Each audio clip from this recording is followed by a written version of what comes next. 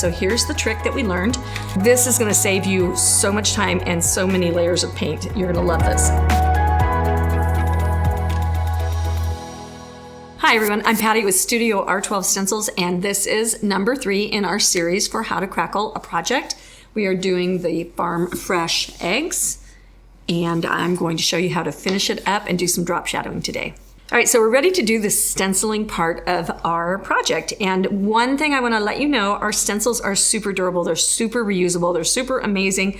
However, if you're going to do a light color like this honey brown, after you've done something with a red through your stencil and you've got red all over your stencil, then what will happen is when you put paint on top of a red color, it releases the pigments into your project and it can make whatever you're doing underneath be tinted with red. So you're gonna wanna wash your stencil. I don't wash stencils very often unless I've really used them over and over, but if you wanna see how to wash a stencil, you can check out this video right here, and that will show you all the steps that you need to see to wash your stencil. So I'm gonna switch to a clean stencil since I don't have a sink right here. And I'll put this on. When you are stenciling, this has got a lot of detail to it. When you're stenciling like that, if you are somebody who's gonna really worry about things being straight, you're gonna bring out your trusty T-square and you can just pop that down there and then you can measure. You wanna tape your stencil down and you wanna tape it in 2 spots, okay? If you don't tape it in 2 spots, then I'll show you what will happen. Okay, so I'm gonna tape it right here. And if I don't put 2 tapes, I get a lot of play and a lot of movement in my project. So now I'm gonna estimate it again. And I use the line going down the sides to see if I feel like I'm straight, and then I'll go on an opposite corner. And if you don't have edges that you can tape on or your stencil is too big, you can also tape across a hole in your stencil and do that in 2 spots, and then just move your tape as you paint your project. Okay, we are going to take this is a DecoArt Americana Cocoa color, okay? Shake your paint really well. I haven't used this paint in a couple of days, so I'm gonna make sure I'm really shook up. I feel like there's an Elvis song that needs to pop out here. We're using the dome brushes, and the dome brushes are good to have more than one of when you're painting, because like I've already used like, I don't know, 7 brushes. When you have more than one, you get to use them dry, and you want to always use the dome brushes dry because they're a super dense brush and they will hold water for a really long time, and then you smear your paint around instead of just swirling and scumbling or stippling your paint around. So I'm gonna take a dome brush and take a paper towel, and I'm going to swirl. So I've got a dome brush that is dry, my paint is dry, meaning there's no water, and I'm going to dry it off on my paper towel. And then I'm going to swirl on my project. So what I'm going to do, I'm doing this as a precursor. We learned some kind of fun things recently about how to do drop shadowing in an easier way. So we're gonna do drop shadowing with our stencil, but we're gonna do it even easier than doing it with the stencil because we've learned some tricks. So you guys are just awesome for sharing your tricks. If you want to drop anything down below in the comments and let us know if you have any ideas, we'd love to hear them because we implement whenever we find a good one. Okay, so we're just going to swirl. And I kind of talk my brush dry. We'll swirl on these lettering where we're not doing drop shadow. Okay, and all will become clear in just a minute.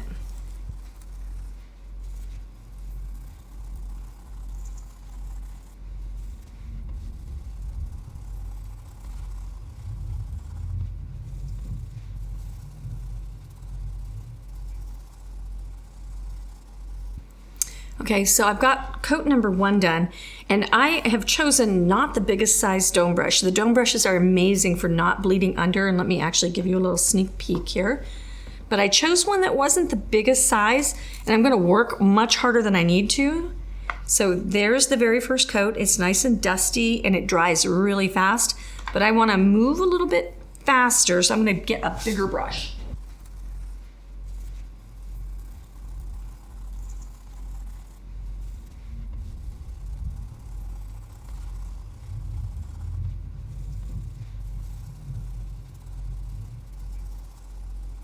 All right, everybody, so we are done. Let's take a little peek. Sneaky peek. Okay, so this was 3 coats of doing the swirling on here and 2 coats on the words. And I think they look fabulous. So here's the trick that we learned where you're gonna do a drop shadow. So normally what we were doing before, and you'll see this on our other videos, so if you're catching this video, then you're gonna know that you got updated content. I used to do the drop shadow where I'd base the letters and then I'd drop it down and move it over, what I'm gonna show you right now, and then I would do the drop shadow color over the whole lettering, and then I'd put it back and I'd have to cover over the drop shadow color instead of, you know, like what I'm about to do.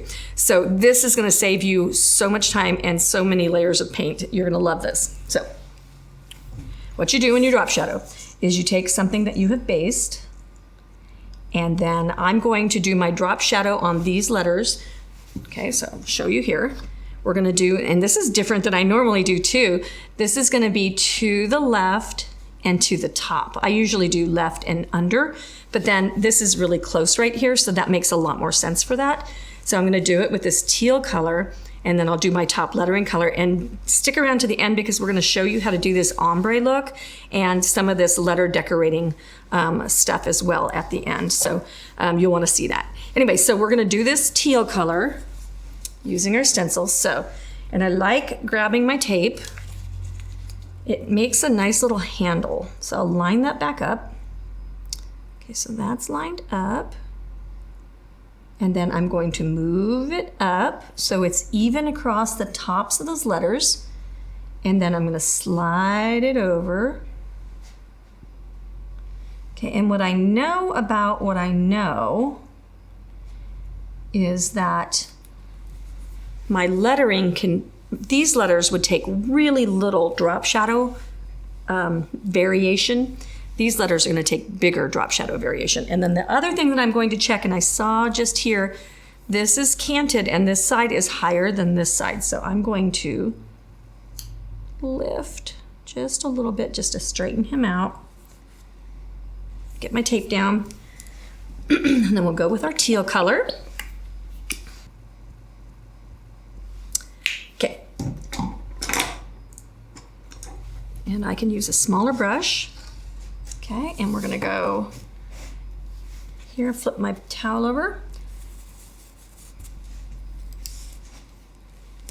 And I know I want it to the top and to the sides, so I'm just gonna go ahead and focus on those areas. And I won't be doing the whole of the lettering.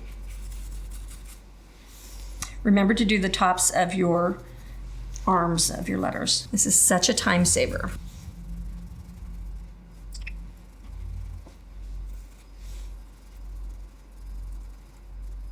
All right, here we go.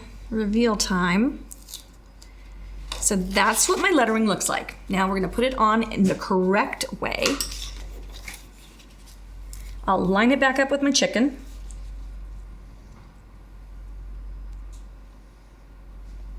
And my lettering. Okay, that looks pretty good. And you should see that we're off on all sides, and then we'll have a nice, bigger guy. We'll have a nice big reveal there. Nice big drop shadow. Okay, so we're coming into kind of an ombre moment. Let me get the base coat down first.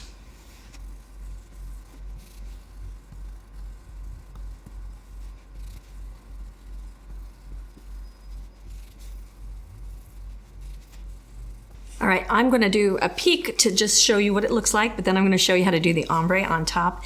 And while you're here and we're waiting for this to be revealed, make sure that you are subscribing and that you are hitting the bell to get notified when we have new videos.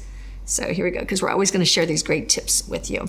So look at that, how cool is that? There you have your drop shadow, it's perfect, it's even, it's everything that you want drop shadow to be, although that's an up shadow, I guess. So I'm gonna drop that stencil right back in place, and now we're gonna do the ombre. So when you're doing an ombre, that's a low light or a highlight. So you can do a step down color where you're going to a darker shade, or I could do a step up color where I'm going to a lighter shade. So you can choose whichever way you want. And then like our drop shadow, we just took an accent color and did that. So there's really no rules. It's just the technique that you're after here. So we'll go into this is a Deco Art Americana Milk Chocolate. This is just a color family that I love and have loved for years and years. So I'll spit some of that out.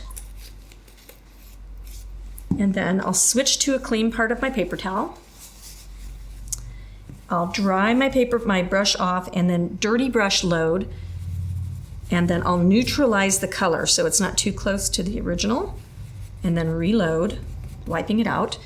And then to do my ombre at the top of the lettering, what I'm going to do is just focus across the top of the letters.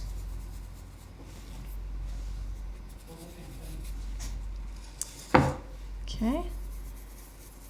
Just go straight across the top. And now a little bit I've got a line, sort of. When you're swirling, you're not really going to get lines. Now I'll drop it down how far I want it to go. And then as I get near the middle where I want it to fade, I'm not going to work fresh paint onto that. I will start at the top and work my way down so it fades out on my brush. And I think I'm gonna want a drop of, ooh, I've got some soft black sitting over here. I want just a little bit more ombre in my ombre. I'm gonna pick up dirty brush. So never be afraid of doing dirty brush. That's gonna make your paint into a family. So it's very much like just having a blended family. This is gonna be a blended paint color. I'll pick up just a little bit of it and then I'll wipe it to blend it on my paper towel. There we go. And we'll keep that just at the very top of the letters.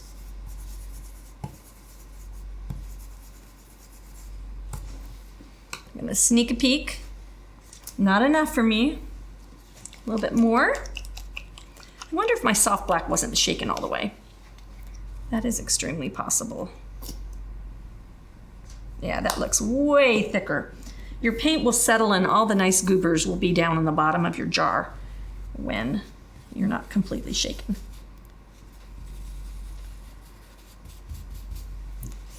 Okay, there we are.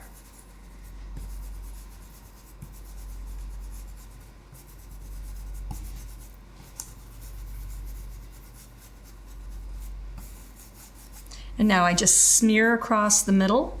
Let's take a look at what we've got. Yay, that's perfect. All right, so now let's add some of those embellishment features to this. I'm gonna use a round brush. We have the best round brushes on our website. You will love them. Okay, so I'm back into cocoa and I'm wanting something to mix in with my cocoa. I don't think it's gonna be light enough. So I will choose, there we are. Just like a buttermilky color. And I'm just gonna brush mix this. So here we go. Now what we're gonna do is we're gonna stay on our tippy toe. With a round brush or a liner brush, what you wanna do is you have to stay with your handles straight up and down. So whatever that right angle is. If you lean back, this is not a writing pen or a pencil, so you can't do it in a writing position. You have to be in a upside right position. So when you do this, you're gonna mix some water, mix your paint. You can mix in a writing angle. Okay, and I just get that kind of inky and milky. And I don't want any water on my ferrule. Okay, so what this should look like, let me go on the back of this sheet. Well, actually I can do it on the black here. Okay, so what this should look like is you should be straight up and down. This is silicone, so that paint is not sticking, but you can see that my stroke is nice and even. If I'm in this position, I get really fat and kind of chunky that way. So you don't want to be leaning back at all. Okay, so I'll take that away. And then you let your hand guide. Be aware that sometimes your hand is going to be wigglier than you're going to want it. Know that you can use a paper towel, you can use some spit, you can use some water, you can use, just a moist paper towel or something like that to clean off something that you don't like, but you need to act immediately if you don't like something. And I'm just saying this because a lot of people that stencil and you're more in the craft level maybe haven't had as much experience with like the artist brushes. So sometimes that can just make it very intense. So this is just, it's okay. If you don't like it, wipe it off, do it again, okay? And then practice on some cardboard. All right, so what we're gonna do is we're gonna make a line going down here, and we do a dot and then a line, okay? So maybe I don't like that one's a little crooked, right? Just get into my paint or my water, just take it away.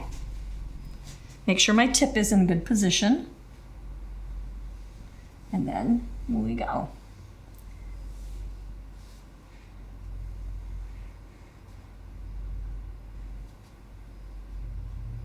So you want these lines to kind of be the same, and I kind of didn't start it that way, so I'm going to take that guy away.